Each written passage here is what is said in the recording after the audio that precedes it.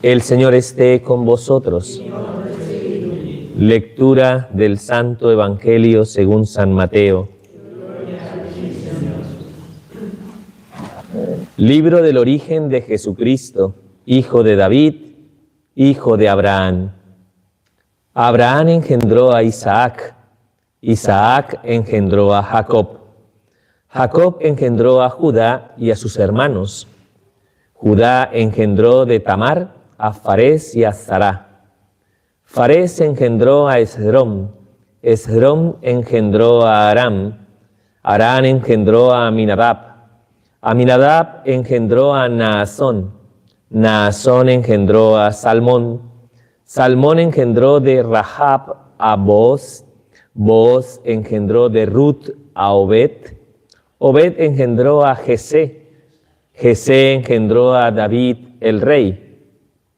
David de la mujer de Urías engendró a Salomón, Salomón engendró a Roboán, Roboán engendró a Abías, Abías engendró a Asaf, engendró a Josafat, Josafat engendró a Joram, Joram engendró a Osías, Osías engendró a Joatán, Joatán engendró a Acaz, Acaz engendró a Ezequías, Ezequías engendró a Manasés, Manasés engendró a Amós, Amós engendró a Josías, Josías engendró a Jeconías y a sus hermanos cuando el destierro de Babilonia. Después del destierro de Babilonia, Jeconías engendró a Salatiel, Salatiel engendró a Zorobabel, Zorobabel engendró a Abiud, Abiud engendró a Eliakim, Eliakim engendró a Azor, Azor engendró a Sadoc, Sadoc engendró a Akim, Akim engendró a Eliud, Eliud engendró a Eleazar, Eleazar engendró a Matán, Matán engendró a Jacob, y Jacob engendró a José, el esposo de María, de la cual nació Jesús, llamado Cristo. Así, las generaciones desde Abraham a David fueron en total 14. Desde David hasta la deportación a Babilonia, 14. Y desde la deportación a Babilonia hasta el Cristo, 14. Palabra del Señor. Gloria a ti, Señor Jesús.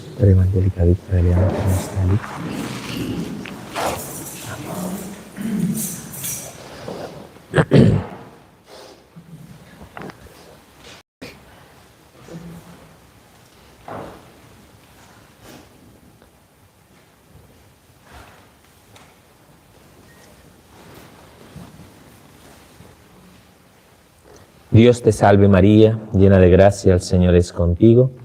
Bendita tú eres entre todas las mujeres, bendito el fruto de tu vientre Jesús. Santa María, Madre de Dios, ruega por nosotros pecadores, ahora y en la hora de nuestra muerte. Amén. Envía tu Espíritu, Señor, serán creadas todas las cosas y renovarás la faz de la tierra. Amén. Bueno, queridos hermanos, muy buenas tardes, noches. Bueno, vamos a hacer una reflexión en torno a esta palabra que nos ofrece la liturgia de la Iglesia en este día, en el que iniciamos la preparación ya inmediata a la celebración de la Navidad con las ferias mayores del tiempo de Adviento. Habíamos dicho al inicio del tiempo de Adviento que este tiempo estaba conformado por 3 momentos litúrgicos específicos. Una preparación remota, ¿no?, que nos llevó en la primera etapa a ir leyendo paulatinamente al profeta Isaías, recordando cuáles eran los elementos ligados al advenimiento de los tiempos mesiánicos, la venida del Mesías, Rey y Salvador, y cómo el Evangelio nos iba mostrando que efectivamente esas promesas que había hecho Isaías se cumplían, ¿no?, con la llegada de nuestro Señor Jesucristo a este mundo. ¿De acuerdo? Entonces, íbamos viendo esa lógica, promesa, cumplimiento. Vino una segunda parte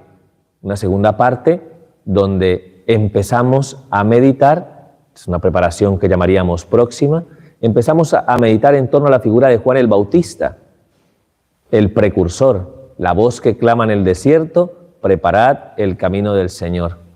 Dirigíamos la atención no solamente hacia su figura, de cómo Juan, ¿no?, pues viviendo en la austeridad, en la penitencia, en la oración, y a través de ese bautismo para la conversión de los pecados en el río Jordán, fue ayudando a que muchas personas fueran abriendo el corazón y en el reconocimiento de su debilidad fueran acogiendo, ¿no?, ese mensaje, ese anuncio que iba a concretarse con la llegada del Mesías, aquel que Juan Bautista va a señalar como el Cordero de Dios que quita el pecado del mundo. ¿De acuerdo? Y hasta ayer estuvimos, ¿no?, en esa meditación, dirigiendo la mirada hacia el Bautista para entender cómo debemos nosotros aproximarnos a la celebración de esta Navidad con un corazón contrito y humillado, sabiendo que necesitamos purificar aspectos de nuestra vida. ¿De acuerdo? Y ahora, y a partir de hoy, y en estos días que empiezan hoy, los denominamos normalmente las ferias mayores del tiempo de Adviento. Unas ferias muy importantes que van a ir poco a poco aproximándonos a lo que es la consideración del misterio en sí. Por tanto, vamos a ver cómo el Evangelio nos transmite los momentos previos, las circunstancias previas al nacimiento del Verbo. ¿De acuerdo? Así que ese es el fascinante itinerario que tenemos a partir del día de hoy, un itinerario que nos va a llevar en las primeras lecturas a reconocer algunas de las profecías o de los textos más importantes referidos a la venida del Mesías Rey y Salvador. ¿De acuerdo? Y junto a eso, la Iglesia también nos ofrece las antífonas de Adviento, los grandes títulos mesiánicos del Hijo de Dios que nos llevarán a realizar un acróstico al final de este tiempo. No lo vamos a revelar ahora, pero vamos a ir viendo los títulos mesiánicos para ir construyendo esta frase, ¿no?, que nos va a preparar ya de manera inminente ante la venida del Mesías, que ya va a llegar, porque la tenemos prácticamente a una semana, la celebración de la Navidad. ¿De acuerdo? ¿Queda claro? Pues muy bien. ¿Qué lectura hemos escuchado en el día de hoy? Una lectura del libro del Génesis. Ya sabéis que para los judíos los 5 primeros libros de la palabra de Dios constituyen su ley fundamental, ¿no?, la Torá. Libros importantísimos. Cuando está la escena de los discípulos de Maús, ¿no?, Jesús habla de cómo la ley y los profetas hacían referencia, ¿no?, al acontecimiento por el cual hemos alcanzado la salvación. ¿De acuerdo? Quiere decir que en la Torá, en la ley, habían textos referidos a la venida de Cristo. ¿De acuerdo? Y nos encontramos con un texto extraordinario. Un texto que se da dentro de una realidad específica, es Jacob, que ya sabéis que Jacob también se llama Israel, ¿de acuerdo? Y Jacob está a punto de morir. Entonces llama a sus hijos para otorgarles a esos hijos su bendición. Y al mismo tiempo para profetizar a esos hijos cómo sería su futuro. Fue llamándolos uno a uno, empezando por su primogénito, que era Rubén. ¿De acuerdo? El cuarto en la lista es Judá. Y cuando llama a Judá, de repente, ¿no?, en esa situación, le dice esas palabras que hemos escuchado en el día de hoy. ¿De acuerdo? Que todos sus hermanos iban a alabarle, que de algún modo iba a poner, ¿no?, la mano sobre sus enemigos, que todos iban a doblar la cerviz, ¿no?, o sea, acatar, ¿no?, todo cuanto él determinara en el ejercicio, ¿no?, de una capitalidad, ¿no?, de una hegemonía, de una realeza, ¿de acuerdo? Y lo compara con la situación del Rey León. Bueno, no el Rey León de la película, ¿me entendéis?, sino la figura del león, ¿no?, o de la leona que está con su presa y que nadie se atreve, ¿no?, en algún determinado momento, ¿no?, a hacerle frente, ¿no?, que nadie le chista, ¿no?, como diríamos aquí, ¿de acuerdo? Porque es una figura que impone. Así que, de algún modo, en Judá se da la promesa, ¿no?, de que siempre iba a estar a la cabeza de sus hermanos hasta que llegara aquel que está llamado a regir a los pueblos de la tierra. Ya sabéis que los textos del Evangelio reconocen en Jesús al león de la tribu de Judá. que es la razón por la cual hay un evangelio específico, un evangelista, que es representado con la figura del león. ¿Recordáis cuál es? Ese. Marcos, ¿de acuerdo? La figura del león, que nos recuerda que en Cristo se alcanza el cumplimiento pleno de esa profecía que hace Jacob a su hijo Judá. Extraordinaria, porque está dentro del contexto de la ley de Israel, siglos antes del acontecimiento de Cristo, incluso del tiempo de los profetas. Estamos hablando del tiempo de la constitución del pueblo de Israel, del pueblo de la alianza, ¿de acuerdo? Ni siquiera había acontecido en ese momento, pues, la constitución de la antigua alianza de Moisés en el Sinaí. Fue muchísimo antes que se da este texto. Y ya apunta a la llegada de ese rey, ¿de qué tribu? De la tribu de Judá. Ya sabéis que esta promesa evidentemente va a estar ligada a otro momento histórico extraordinario, que es la monarquía de David. Porque ¿de dónde viene David? ¿De qué tribu es? Es de la tribu de Judá, ¿de acuerdo? Por tanto, en la figura del rey David, el rey por excelencia, ¿no? En la antigua alianza, se da ya de por sí un cumplimiento de esa promesa, ¿de acuerdo? Y que nos va a ayudar a nosotros a comprender, ¿no?, el alcance, ¿no?, de ese título mesiánico que lleva a considerar a Cristo Rey de las Naciones, ¿de acuerdo? Rey de las Naciones. Muy bien, eso es lo que nos plantea la primera lectura, por tanto, muy importante dentro de la consideración de lo que es la promesa de la venida del Mesías Rey y Salvador. Y el Evangelio que hoy se nos presenta, según San Mateo, es el inicio, ¿no?, del Evangelio de San Mateo, y se nos narra la genealogía del Verbo, del Hijo de Dios. ¿De acuerdo? Tenéis que aprenderla de memoria. No, eso no es verdad. Eso no es verdad. Son muchos nombres, padre, son muchos nombres. No hay que aprendérselo de memoria. ¿De acuerdo? Es una broma. No. Algunos dicen, ay, ¿de verdad? No, que no. La genealogía lo que nos muestra fundamentalmente es cómo el advenimiento del Verbo va conectado a una promesa que va asociada a una descendencia, ¿de acuerdo? Desde Abraham hasta José, el esposo de la Virgen, de la cual nacerá el Cristo, bajo dos hitos históricos fundamentales en la historia del pueblo de Israel. Uno de ellos es la monarquía de David, ¿de acuerdo? Que ya hemos dicho, ¿no?, que es fundamental para poder entender, ¿no?, el cumplimiento de esta promesa, de la venida de ese Mesías y Rey, y la experiencia del destierro en Babilonia, ¿de acuerdo?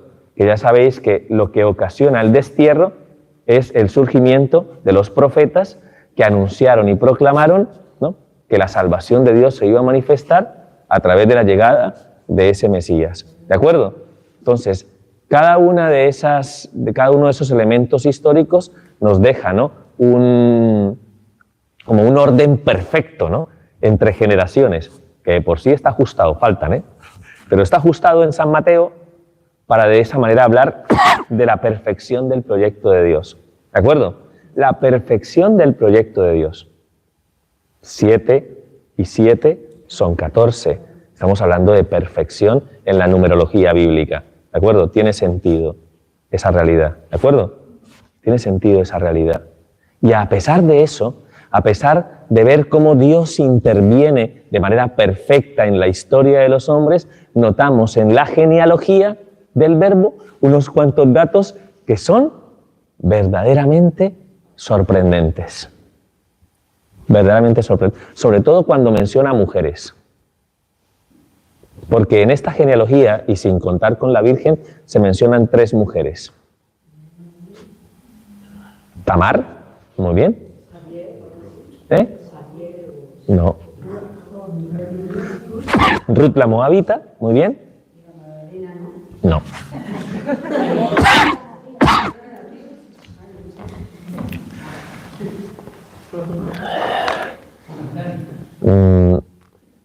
Rahab, ¿de acuerdo? Rahab, Tamar, Rahab y Ruth. ¿Por qué es sorprendente? ¿Alguien lo sabe? Porque son tres.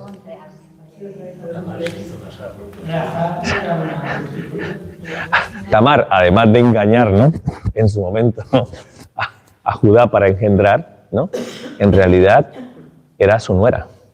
Algo que era abominable, ¿no?, para la ley de Israel. Rahab era prostituta, ¿de acuerdo? Y Ruth era extranjera, moabita. Qué curiosidad. También nombra a la mujer de Urías. Además, oye, es verdad, tiene toda razón Atanasio, que también habla de la mujer de Urías, ¿no? De Betsabé, ¿no? Hombre, de la mujer, ahí menciona de la mujer de Urías, también para recordar otro elemento sorprendente. ¿Sabéis? Que estamos hablando de la perfección del proyecto de Dios y cómo entra en la historia. Y cuando entra en la historia dentro de esa genealogía, la genealogía no olvida los elementos de fragilidad y de contingencia que están presentes en nuestra humanidad. ¿Porque nuestra humanidad es perfecta? No. Estamos hablando de la realización del proyecto perfecto de Dios, de su salvación, dentro del horizonte histórico de nuestra propia fragilidad y miseria. ¿De acuerdo? Y es algo extraordinario. Porque evidentemente la genealogía no tiene muchos más elementos teológicos de por sí. Solamente nos lleva a recordar que es evidente que a través de línea patriarcal José asume el cumplimiento de esa promesa, pero nunca dice que José engendró a Jesús. Dice que José era el esposo de la Virgen de la cual nació Jesús, el Cristo, ¿de acuerdo? Pero sorprendentemente y sobre todo, teniendo en cuenta lo puritanos que eran los judíos a la hora de hablar de su, digamos, de la pureza, de la sangre, ¿no?, por el cuidado extremado, ¿no?, en el hecho de no emparentarse, ¿no?, con otras tribus ni con otros pueblos, y sin embargo Dios pasa por encima de la vulnerabilidad y la fragilidad del hombre para manifestar sus proyectos, que son proyectos perfectos. Entra en la historia. Ahora mi pregunta es, ¿entonces puede entrar en la nuestra? Porque la nuestra es mejor. Nuestra propia historia sigue estando de algún modo condicionada por esa misma fragilidad, por esa misma flaqueza. Y admirablemente Dios se manifiesta también en nuestra propia historia. Mucho más cuando percibimos, ¿no?, nuestra pertenencia a ese nuevo linaje que ha inaugurado, pues, el Verbo y el Hijo de Dios a través, ¿no?, evidentemente, de la cooperación de la Madre de Dios, de la Santísima Virgen María, que es Madre de Cristo y Madre nuestra. Entonces, ¿hay esperanza? ¿Hay o no hay esperanza? Pues hay esperanza. Y por eso hoy iniciamos este itinerario pidiéndole al Señor que se manifieste también en nuestra propia historia, que realice en nosotros esa obra perfecta de salvación, muy a pesar de nuestras propias limitaciones y flaquezas, de nuestras propias luces y sombras, ¿no?, que acompañan el devenir de nuestra propia historia personal. Hay esperanza, hay esperanza. Pongámonos, ¿no?, en las manos del Señor para que esa promesa de redención nos otorgue a todos nosotros lo que esperamos, después de venirnos preparando durante todos estos días para que el Señor renueve nuestro corazón y nos ayude a experimentar esa gracia, ¿no?, que Dios realmente cumple sus promesas. ¿De acuerdo? Muy bien. La antífona que hoy tenemos, ¿no?, la primera de las antífonas de este tiempo de Adviento, que corresponde al día de hoy, este título mesiánico, ¿de acuerdo? O sapiencia, que sería o sabiduría, ¿de acuerdo? La sabiduría, cuando se habla de la sabiduría, ¿no?, se entiende que la palabra de Dios en algún momento contempla la sabiduría de Dios casi que de manera encarnada, ¿de acuerdo? Cuando habla de cómo la sabiduría se manifiesta en medio de este mundo, ¿para qué? Para revelarle al hombre el camino que ha de seguir, ¿de acuerdo?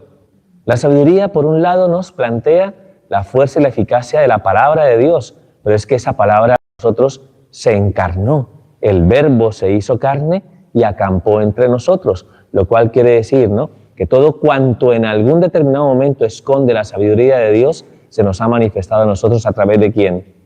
A través del Hijo, a través de Cristo, donde de alguna manera debe descansar o debe apoyarse, ¿no?, la búsqueda de la verdad plena. Ya lo dijo Él en su momento. Yo soy el camino, la verdad y la vida. ¿De acuerdo?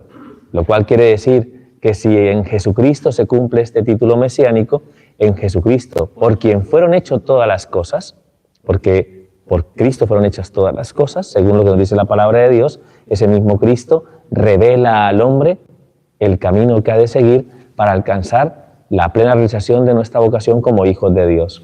¿De acuerdo?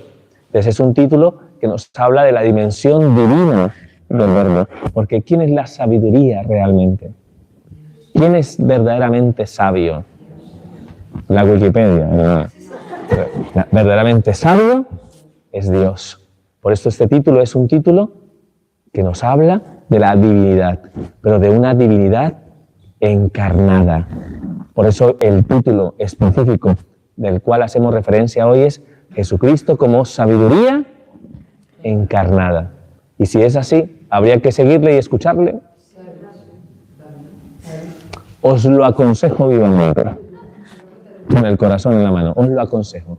Escuchad a aquel que viene a revelarnos los secretos del reino, aquel que viene de algún modo a ofrecernos el que nos ayuda a desvelar el misterio escondido en Dios. ¿De acuerdo? Así que ánimo, oh sapiencia, oh sabiduría encarnada. Nos encomendamos a la Virgen y continuamos la celebración de la Eucaristía. Y al Padre, al Hijo y al Espíritu Santo. Como era en el principio, ahora y siempre, por los siglos de los siglos. Amén.